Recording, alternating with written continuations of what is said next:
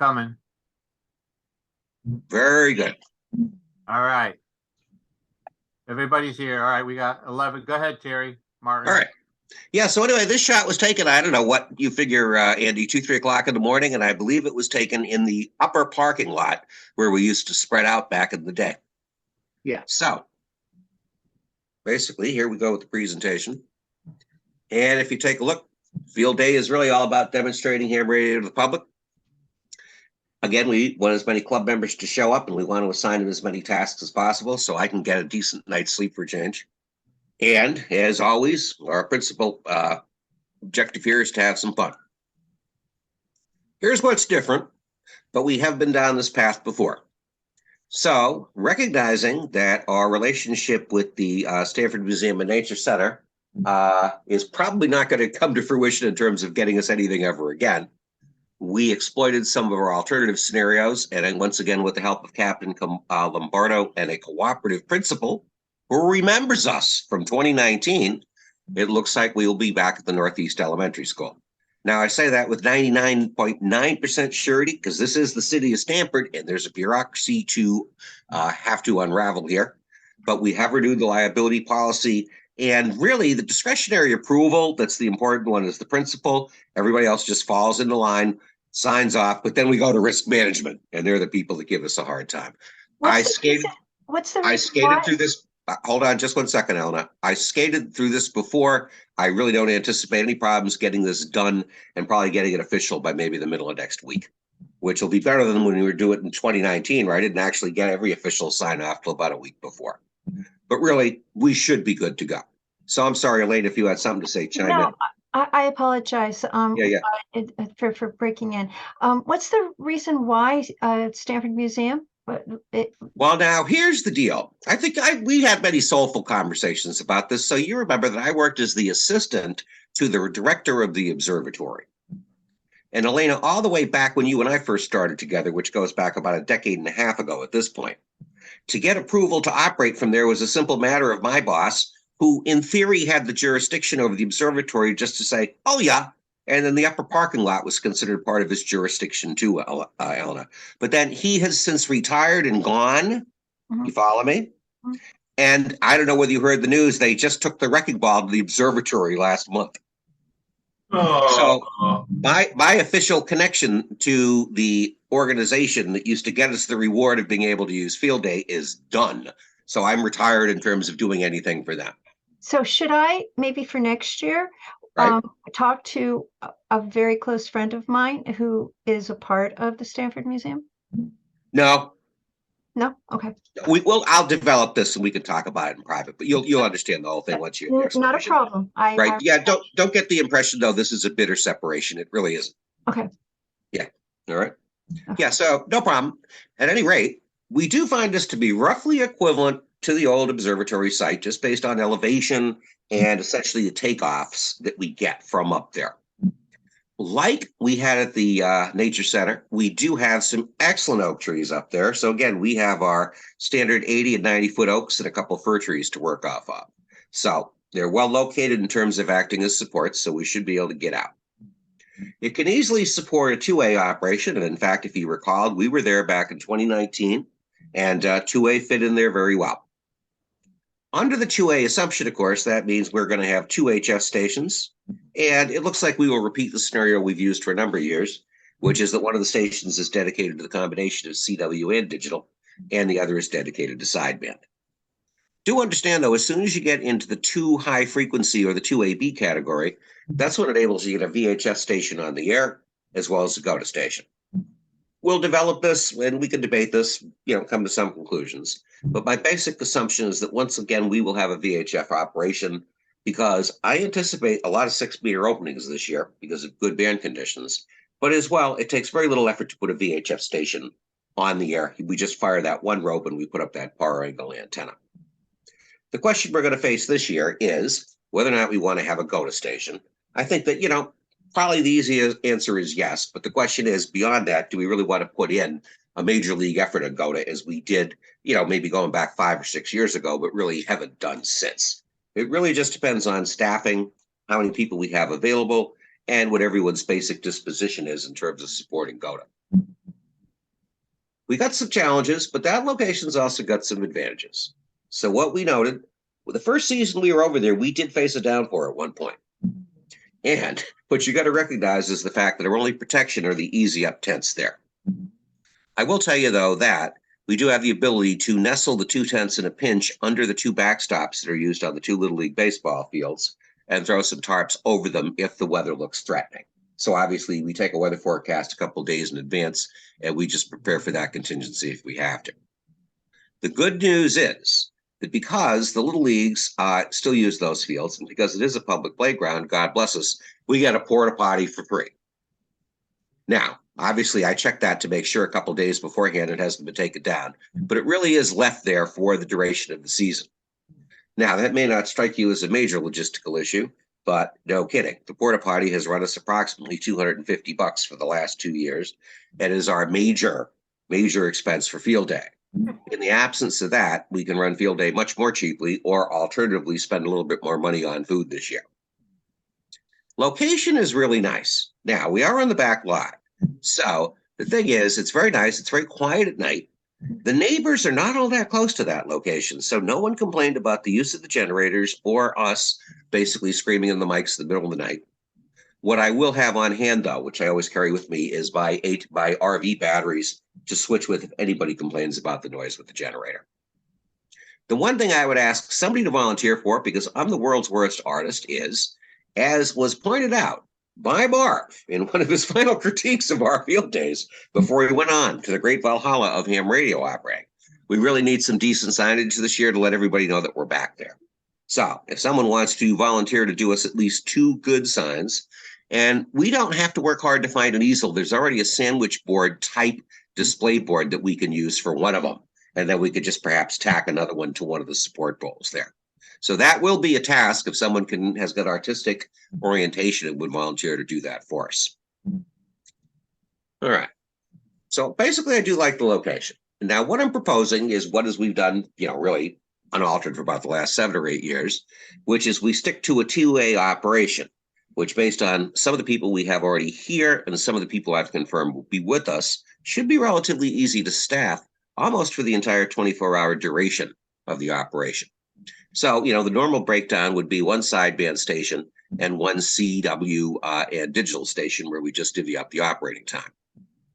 Again, I would suggest we go with the VHF option, but maybe just restrict ourselves to putting up our big omnidirectional antenna. And then ultimately, again, we need to just resolve ourselves whether or not we're going to have a go to operation, and if so, how much effort we're really going to put behind it.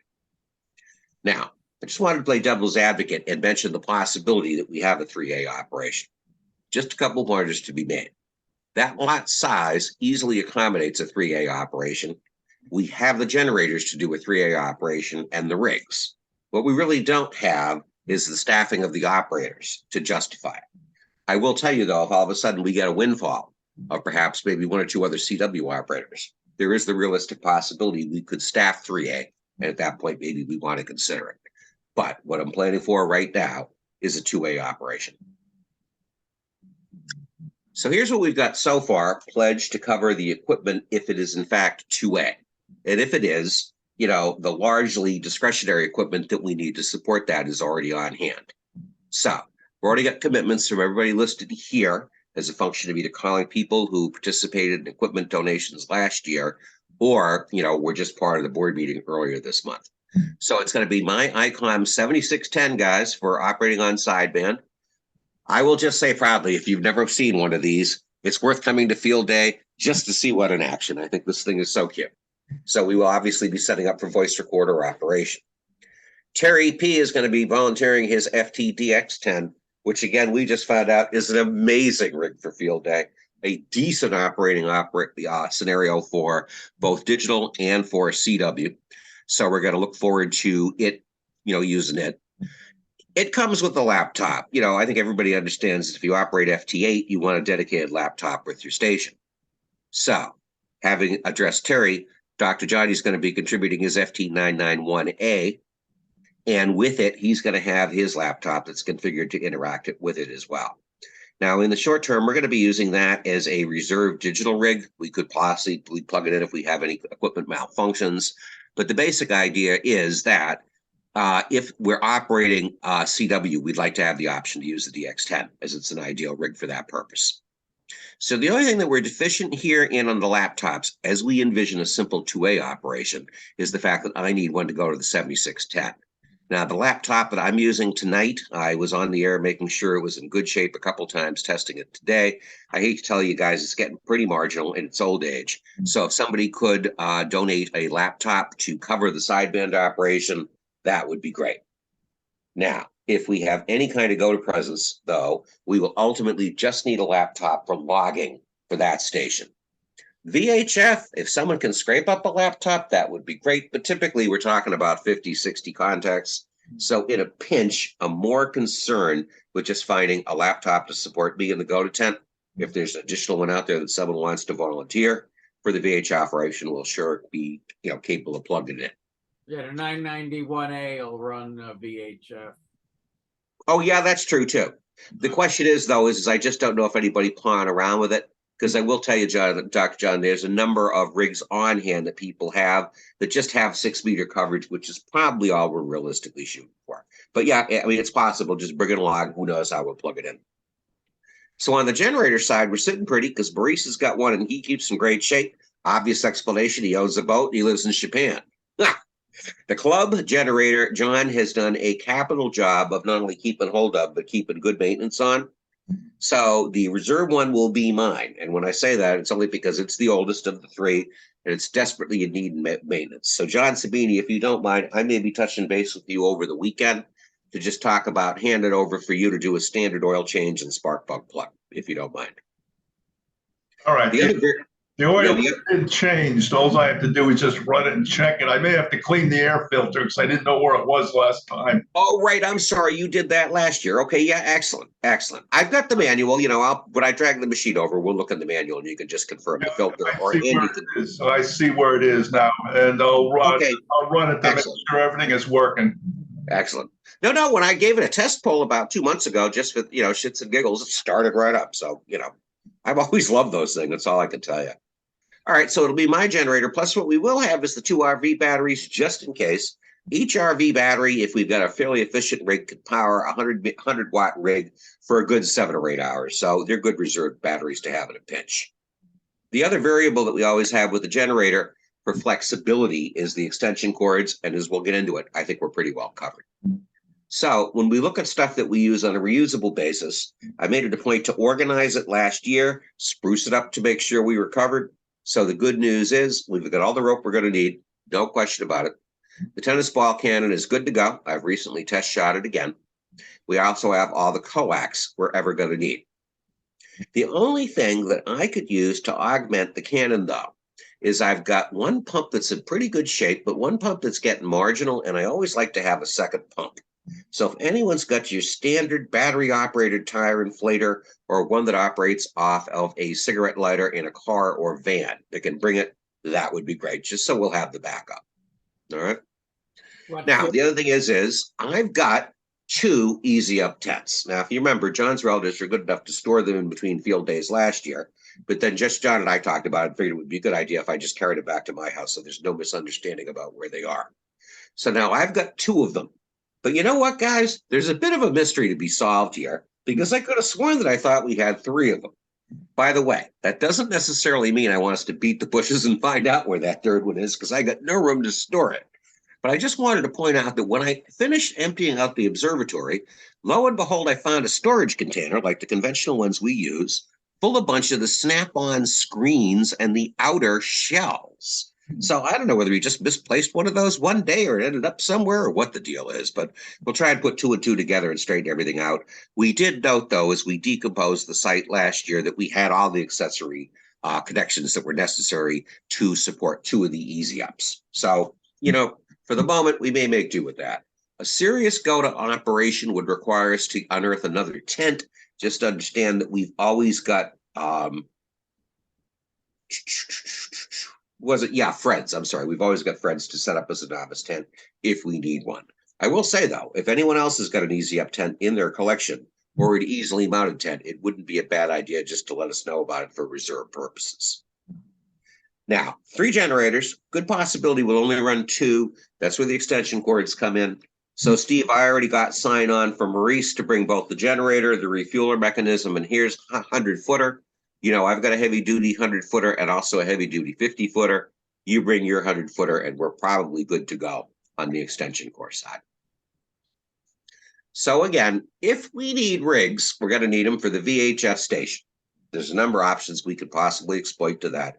Any rig that covers 6 meters is good. Now, Fred has generously donated his IC 7300, which can operate on 6 meters. But if you remember, turns out there's a new filter setting for the 7610 that keeps my icon from being overwhelmed by front-end interference on field day. But if you recollect, we discovered the 7300 is kind of vulnerable that way. So if anyone's just got another rig they can plug in for 6 meters, that would be great. In a pinch, though, guys, we're covered because I do have one of the old rigs that's left over from Bill Smith's estate that would do us really well. It's a TS950SG. It's an excellent backup rig for CW and for sideband. The only issue is it doesn't have a voice recorder on it. But I'm in a position to bring that if we have to. Also, that rig could be substituted for the GOTA station. It's just a matter of, again, us debating after the meeting how serious we're going to be to GOTA.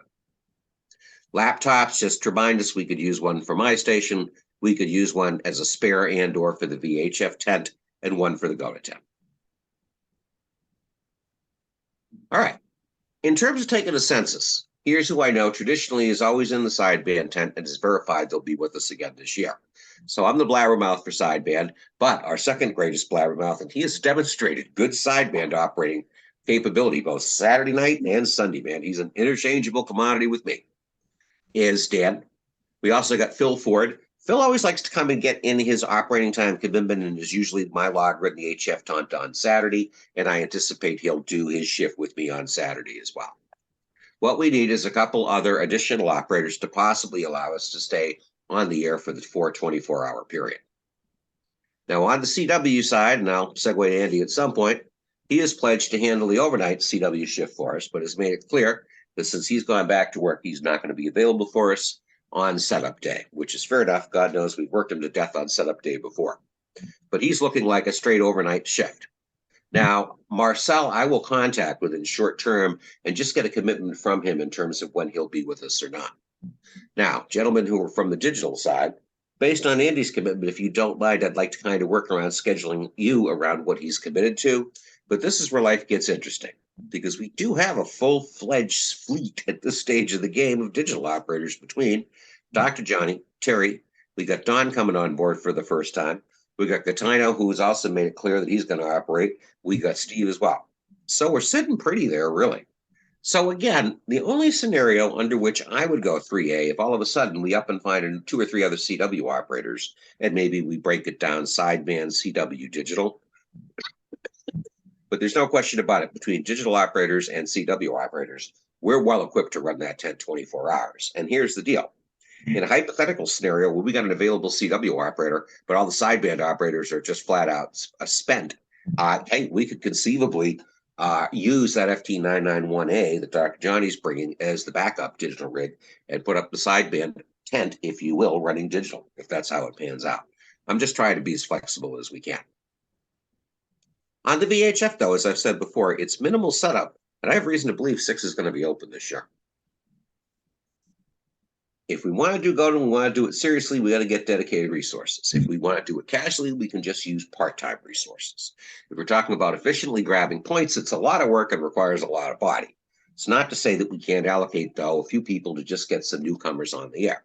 Here's a possible variable, though. Elena and I have worked the GOTA tent before. So, Elena, if all of a sudden you do get either some of the preppers or some of the whole school people that want to come up in volume, see the operation, sit the GOTA tent, make some calls, that would be great. In fact, I'm not trying to put pressure on you, but you might be the make or break, discretionary decision maker by default as to how heavy duty we are on GOTA. All right. Okay, antennas, I mean, just as a normal assortment, suffice it to say we're very well equipped. The only difference I want to make is I did talk to Dr. Johnny. I mentioned this to Gaetano as well, which is I want to make sure you guys have your own dedicated set of antennas on the FT8 side so we don't risk burning out a trap or otherwise. I just found in my storage locker a BWD folded dipole antenna, good to 80 through 10. Well, I'll just make an observation now. Did you buy it yet? I have it. I own it. Oh, okay. Never really been used. It's Yeah. No, let me explain something to you. That's a damn good antenna. Do you follow me? Yeah. It's a damn good antenna. They've made that antenna or a version of it for years. We used to have one with the club. It's just after years and years, it just got a little bit frayed. The only thing is, I just find them a little on the pricey side. That's all, but I'm cheap. Well, that and you need a center support. Right. No, but I mean, that's, I'll tell you, to be honest with you, though, Dr. Johnny, that's true of any of that ilk of antennas. It's just the other manufacturers are not honest enough to admit Right. Yeah. it. All right. No, if we could have that as a backup, that would be great.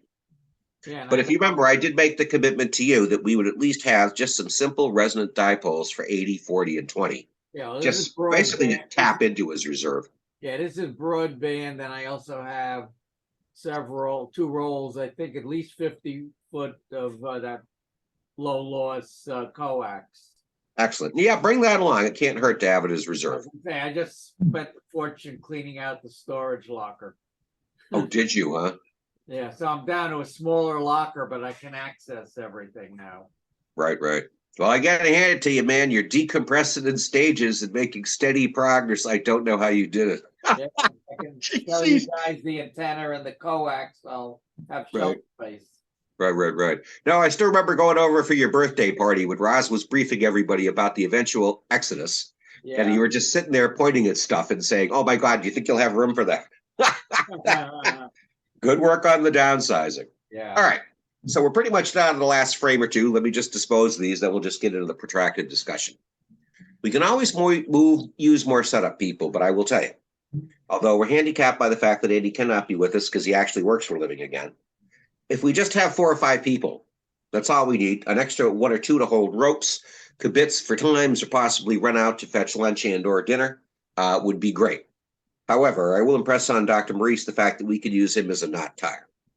This is a pretty simple lot for getting up the antennas. If you remember back to 2019, we really liked the setup when all is said and done. I'm going to be up there starting at around 10 and just shooting off the rope and the string. Now, if anyone can get up there with me, that would be great. But if you feel a little groggy that day and want to wait to 11, what will greet you at that point is me having fired off 3 separate spools so that when you show up, we could immediately start pulling up the antenna, support ropes. Well, I go ahead and then fire off the spools as you guys do the pull-throughs 1 spool at a time. Right? So what we also need obviously is overnight staff for doing the overnight operation, if you want to score serious points. We also need good people for AM Sunday. And if you're new to this, or if you haven't done it for a while and you're reluctant to get involved during the frenetic part of the operation, then Sunday is usually when things have tamped down and it's fairly reasonable. And you're just making what I would call the gravy contacts on Sunday. People sticking around for teardown are always welcome. Now, I believe, unless I'm mistaken, that Gaetano has agreed to do the demo lecture program this year. And I will just consult with him to make sure he's covered. But this is one of my battle plans to avoid me having to do that, which is usually the very last bit of energy I have on Sunday. So hopefully I will have delegated that task. So really, the only real nickel and dime stuff we need is, remember that we used to steal all the accoutrements for operating largely by just going down to the shed at the museum, and we no longer have that option. Although, if I faked it, I might be able to do it, but I don't want to risk it. So follow me. I'm going to be bringing the table and probably the lights to handle my sideband station. If we can just handle 2 more full-size folding plastic tables, 1 each for the the CW station, and another for the GOTA station if we decide to go that route, would help. If anyone's got a couple of big tarps, that would be great. And the intent would be to use those to throw over the backstops and nest the tents under if it gets really stormy. One thing I will do is ask Maurice if he can help us out with that. I think he's got at least one. And then again, tables and chairs for the operating tents. And basically, as far as what I had prepared to discuss, that's it. So if anyone just wants to start break in and comment based on some of the things we said, feel free. John Sabini. Yeah, I'll stop it. It's just for notes, that's all. No, I'm just saying, Do we have a club plastic table? No, I don't know. We don't. Not that I know of offhand. I thought we had a club table, one or two. I have Ernest as